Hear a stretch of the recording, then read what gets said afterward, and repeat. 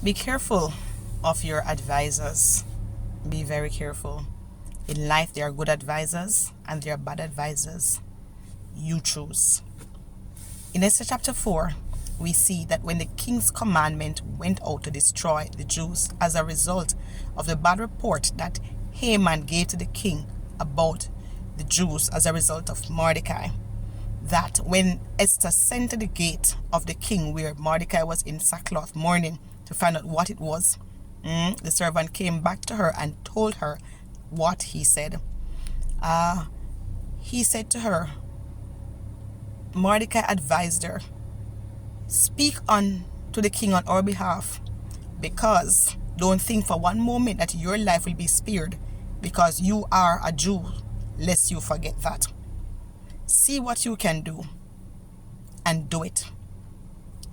Because who knows, if God had prepared you for this ministry, for this purpose, to save the Jews, see if probably this is the time you have come to the kingdom for such a time as this.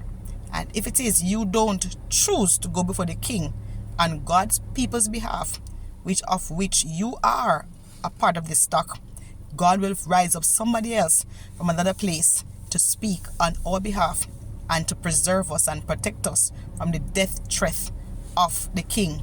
Come on, which arise from Haman because of his envy, jealous hatred towards me and all of us as Jews. He gave her good advice. Her cousin Mordecai gave her a good advice. Be careful of the advices that you get. If it's a good advice and you check in with the Lord, take it. Because it can be a good advice, but not the best advice at this time, because the timing can be wrong. But here we saw in this text, chapter 4 of Esther, the timing was right, the advice was good. The person was advising Esther, who was her cousin Mordecai, was coming from a good place. And she called a fast. And she took the advice.